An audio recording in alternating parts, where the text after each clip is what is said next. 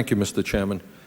And I want to thank you and Ranking Member Frank for holding this important hearing on H.R. 2622, introduced by Subcommittee Chairman Baucus. And I want to thank Spencer Baucus for his openness into this entire process and for his willingness to work in a nonpartisan way. We appreciate that, and we look forward to continue working with him. And I also want to thank Secretary Snowe for being with us today, as well as our other witnesses. And Mr. Secretary, you and I will be meeting later on in the day to deal with another crisis, and that is the collapse of our pension system, which is affecting millions of American workers, and we look forward to that meeting as well.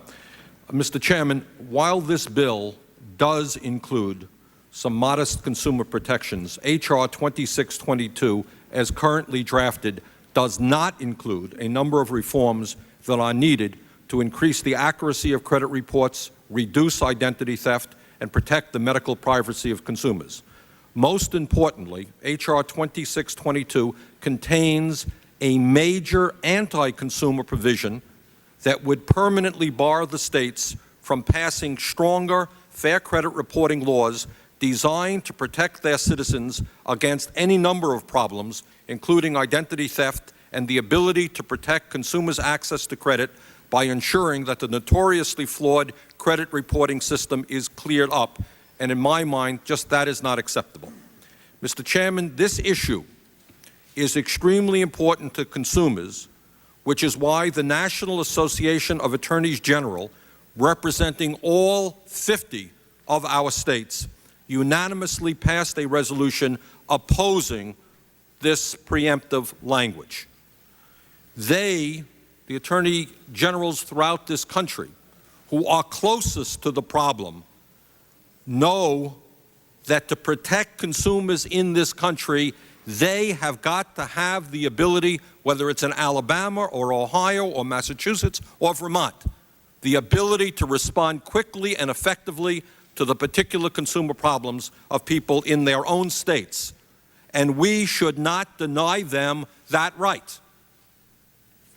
Mr. Chairman, this preemption provision is also opposed. We hear the word consumer very often, but we should be clear that this preemption provision is also opposed by every major consumer organization in this country, including the Consumer Federation of America, ACORN, the Center for Community Change, Consumers Union, Consumer Action, the U.S. Public Interest Research Group, and the lower-income clients of the National Consumer Law Center. I look forward to working with Subcommittee Chairman Baucus, Ranking Member Frank, and Chairman Oxley on improving this legislation before it reaches the floor. Let me also mention a few other concerns that I have. While H.R. 2622 does allow consumers to receive free credit reports annually, and that is a very important step forward, it is not clear that it does allow consumers to receive free credit scores, the most important information consumers need to find out if they qualify for credit. The language here is vague, and I look forward to working with the chairman to improve that language to make it clear, abundantly clear, that consumers who receive free credit will receive free credit scores along with their free credit report, including the key factors that adversely affected the consumer's credit score. Further, Mr. Chairman, we must address the crisis in the credit card bait and switch scam.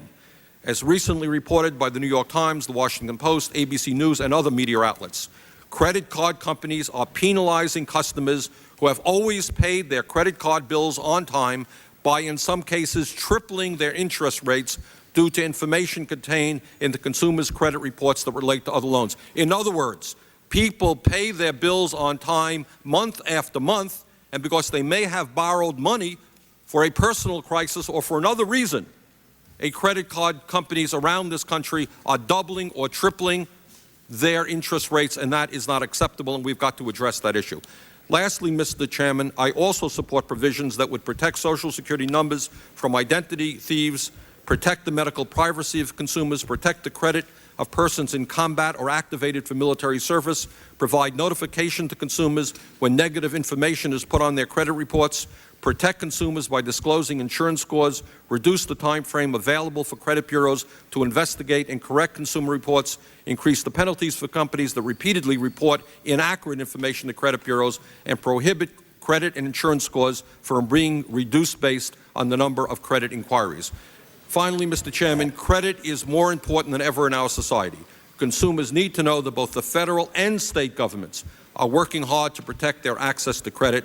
We need a strong federal floor with flexibility by the states to react to local problems. I thank the chairman, and I look forward to working with him and Mr. Backus to improve this bill. Thank you. The gentleman